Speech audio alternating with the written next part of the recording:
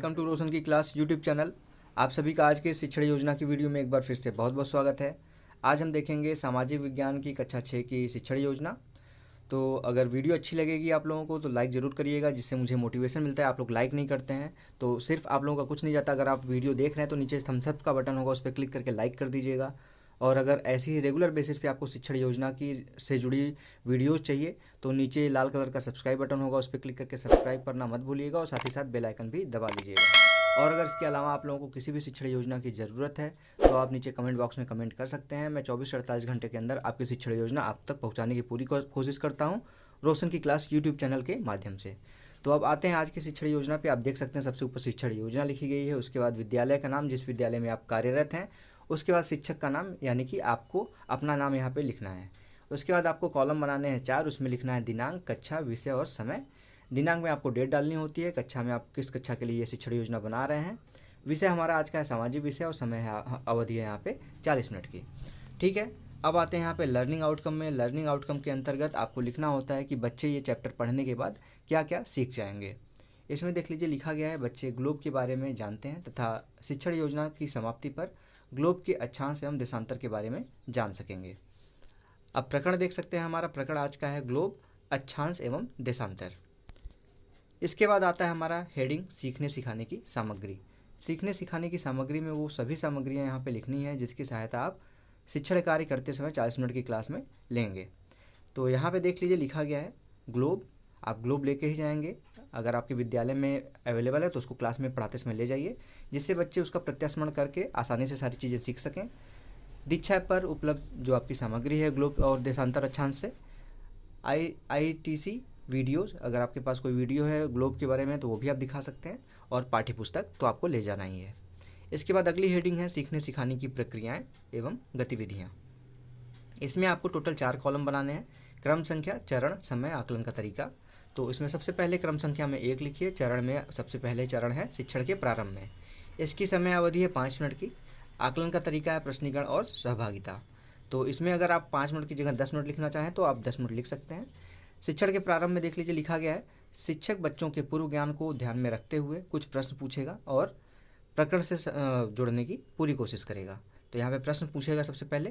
तो यहाँ पे देख लीजिए पहला प्रश्न है ग्लोब की तरफ इशारा करते हुए आप ग्लोब ले जाएंगे अपने साथ, तो बच्चों को दिखाएंगे। उसकी तरफ इशारा करते हुए पूछेंगे बच्चों ये क्या है, तो बच्चे उसका उत्तर देंगे। उसको यहाँ पे आकलन की विधि में लिखना चाहें तो आप लिख भी सकते हैं और नहीं लिखना चाहें तो आप श्यामपट्ट पर डायरेक्ट लिख सकते हैं। तो यहाँ पे लिखा गया है देख लीजिए पृथ्वी का मॉडल, बच्चे उसका उत्तर देंगे। दूसरा प्रश्न फिर बनता है यहाँ पे बनाएंगे आप इसका क्या नाम है, तो बच्चे बता देंगे इसका नाम है ग्लोब। फिर तीसरा प्रश्न बनता है ग्लोब पर जो लाइनें बनी हैं ये इसको क्या कहते हैं, तो बच्चे उसका हो सकता है जवाब दें, और छोटे बच्चे हैं तो हो सकता है जवाब सही न दे पाएँ तो वो शांत हो जाएंगे कुछ बच्चे, तो वो हो जाएंगे मौन। उसके बाद आपका काम बनता है कि आप उसके बारे में आप पढ़ाएं। तो दूसरा यहाँ पे हेडिंग आता है शिक्षण के दौरान। शिक्षण के दौरान की समय अवधि है 20 मिनट। आप इसको 25 मिनट लिखना चाहें तो 25 मिनट भी लिख सकते हैं। शिक्षण के दौरान में देख लीजिए लिखा गया है बच्चों अपनी पाठ्य पुस्तक में ग्लोब को देखो। अब मैं आप लोगों को ग्लोब तथा अक्षांश और देशांतर लाइनों के बारे में बताऊंगी। इसके बाद देख लीजिए सबसे पहले ग्लोब के बारे में यहाँ पे बताया गया है। इसका जो आकलन विधि है वो अवलोकन है, बच्चे देखेंगे इसको। ग्लोब के बारे में देख लीजिए बताया गया है ग्लोब पृथ्वी का लघु मॉडल है, इसे आप घुमा सकते हैं। आप देखे होंगे ग्लोब को चारों तरफ घुमाया जा सकता है, इसी प्रकार पृथ्वी भी घूमती है। बच्चों पृथ्वी की किसी स्थान की वास्तविक स्थिति का निर्धारण काल्पनिक रेखा जाल द्वारा किया जाता है। इस काल्पनिक रेखाओं को अक्षांश यानी कि लैटिट्यूड और देशांतर यानी कि लॉन्गिट्यूड रेखाएं कहते हैं। अब ये चित्र बना बच्चों को सामने श्यामपट्ट पे बना के दिखा दीजिए, या फिर आप ग्लोब ले गए हैं तो ग्लोब में दिखा दीजिए।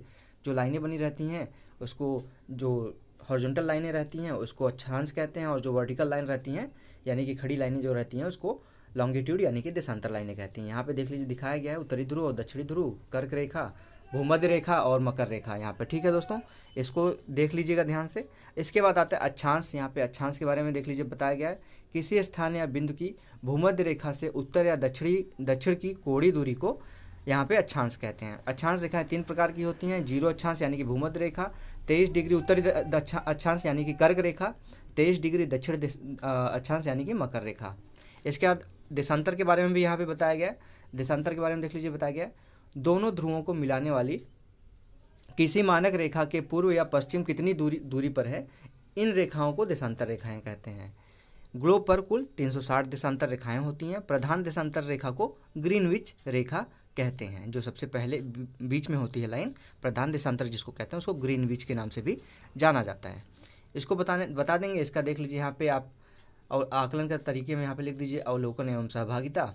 इसके बाद आता है गतिविधि। गतिविधि में देख लीजिए यहाँ पे बच्चों को शिक्षक या शिक्षिका यहाँ पे क्या कार्य कराएगी। शिक्षिका बच्चों को पेपर पर ग्लोब बनवाकर उसके अक्षांश के कोण व देशांतर नापने की गतिविधि कराएगी। ठीक है। इसके बाद आता है तीसरा यहाँ पे चरण, शिक्षण के अंत में। शिक्षण के अंत का यहाँ पे समय आप अवधि ले लीजिए 10 मिनट का। और यहाँ पे देख लीजिए, यहाँ पे शिक्षिका जो है पुनरावृत्ति के प्रश्न पूछेगी, जो पढ़ाई है अभी क्लास में, उसमें ये आकलन करेगी कि मूल्यांकन करेगी कि बच्चों को कितना समझ में आया अपने पुनरावृत्ति के प्रश्न पूछ के।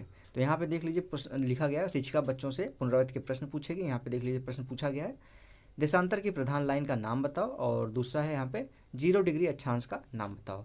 यहाँ पे आकलन का तरीका है प्रश्नीकरण एवं सहभागिता। अब इसके बाद आता है प्रदत्त कार्य यानी कि गृह कार्य। गृह कार्य में आप बच्चों को कार्य देंगे घर से करके लाने के लिए, क्योंकि अगर नहीं देंगे तो आपने जो पढ़ा है वो बच्चे घर पे जाके, छोटे बच्चे हैं तो रिवाइज नहीं करेंगे, इतने जागरूक नहीं होते वो। तो यहाँ पे गृह कार्य जरूर दीजिए, जिससे घर पे जाके बच्चे उस चीज़ को करें, उस चैप्टर को पढ़ें और रिवाइज हो, और ख़ास तौर से जो उसके चैप्टर के लास्ट में अभ्यास से प्रश्न रहते हैं उसको जरूर करें। तो यहाँ पे देख लीजिए दिया गया है, सभी अभ्यास कार्य करेंगे तथा ग्लोब का सचित्र वर्णन करेंगे। यानी कि सभी जो अभ्यास कार्य लास्ट में इस चैप्टर के दिया गया उसको करेंगे और ग्लोब का सचित्र वर्णन करेंगे। ग्लोब बनाएंगे, उसके अक्षांश और देशांतर की लाइनों के बारे में वर्णन करेंगे। अब यहाँ पे लास्ट में आता है शिक्षण की आगामी योजना। आगामी योजना में देख लीजिए लिखा गया है, शिक्षिका निरीक्षण व बच्चों के लर्निंग आउटकम के आधार पर अगले अध्याय की योजना तैयार करेगी। ठीक है। तो यहाँ पे अगले अध्याय की योजना तभी तैयार की जाएगी जब बच्चों का लर्निंग आउटकम जो आपने निर्धारित किया था उद्देश्य में, वो पूरा हो जाएगा। तो ये हो गया आज का यहाँ पे शिक्षण योजना। शिक्षक बंधुओं, अगर आपको आज की शिक्षण योजना पसंद आई तो प्लीज़ लाइक ज़रूर करिएगा, और ऐसे ही ढेर सारे शिक्षण योजना के लिए आप रोशन की क्लास यूट्यूब चैनल में जाके प्लेलिस्ट में जाइएगा। वहाँ पे शिक्षण योजना के लिए मैंने अलग से प्लेलिस्ट बना रखा है, जिससे आपको कोई भी शिक्षण योजना ढूंढने में दिक्कत ना हो। उसमें जाके आप देख सकते हैं। ऑलरेडी वहाँ पे 25 से 30 शिक्षण योजना अपलोडेड है, और रेगुलर बेसिस पे मैं वहाँ पे शिक्षण योजना नई अपलोड करता रहता हूँ, जिसके लिए आप रोशन की क्लास यूट्यूब चैनल से जुड़ सकते हैं। नीचे सब्सक्राइब बटन, उस पर क्लिक करके सब्सक्राइब कर सकते हैं, और साथ ही साथ बेल आइकन जरूर दबा के रखिए, जिससे मैं रेगुलर बेसिस पे जो शिक्षण योजना की वीडियो अपलोड करता हूँ उससे आप लाभान्वित हो सकें। और एक रिक्वेस्ट और है कि अगर आप लोगों के पास कोई शिक्षण योजना पहले से है, उसकी फ़ोटो खींचिए। अगर आप अन्य शिक्षकों की मदद करना चाहते हैं, मदद करना ज़रूरी है, जिस तरीके से मैं आप लोगों की मदद कर रहा हूँ, आप भी दूसरे की मदद करना चाहिए।